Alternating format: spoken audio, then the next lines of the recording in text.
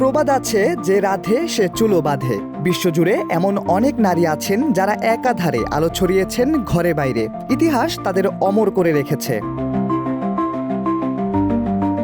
বাংলাদেশে গণতন্ত্রের জন্য আপোষহীন নেত্রী বলা হয় বিএনপির চেয়ারপারসন ও সাবেক প্রধানমন্ত্রী বেগম খালেদা জিয়াকে।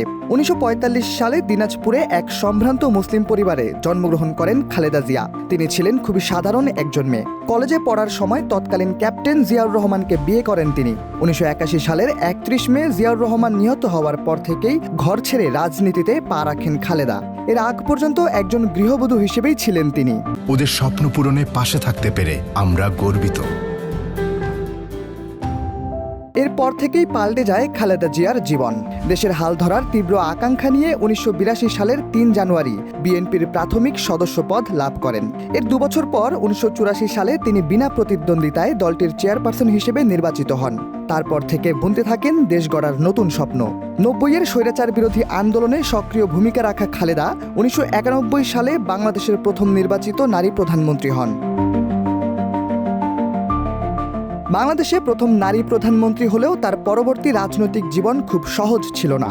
২০০৮ সালে নির্বাচনে হারার পর একাধিক রাজনৈতিক দলের ষড়যন্ত্রের শিকার হন তিনি। দুদকের করা একটি মামলায় ২০১৮ সালে কারারুদ্ধ করা হয় খালেদা জিয়াকে। এত কিছুর পরও দমে যাননি তিনি। ২০২৪-এর ৫ আগস্ট আওয়ামী লীগের পতন হলে একে একে মামলা থেকে খালাস পেতে থাকেন খালেদা জিয়া। আবারও স্বপ্ন দেখেন নতুন বাংলাদেশ গড়ার। খালেদা জিয়ার সুযোগ্য সন্তান বিএনপির বর্তমান ভারপ্রাপ্ত চেয়ারম্যান তারেক রহমান লন্ডন থেকে দেশে বিএনপির রাজনৈতিক কার্যক্রম পরিচালনা করছেন। শারীরিকভাবে অসুস্থ হওয়ায় বিএনপির মিটিং মিছিল থেকে আপাতত দূরে আছেন খালেদা জিয়া। দেশের প্রথম নারী প্রধানমন্ত্রীর ৮১তম জন্মদিন আজ।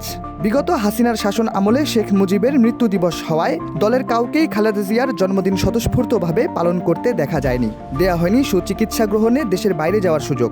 উৎখাত করা হয় তার নিজের বাসা থেকে। স্বৈরাচারের পতনে দিন বদলে গেছে বাংলাদেশের। জীবদ্দশায় অসম্পন্ন কাজ শেষ করে দেশের মানুষের মুখে আবার হাসি ফোটাবেন, এমনটাই প্রত্যাশা দলটির লাখো নেতাকর্মীর।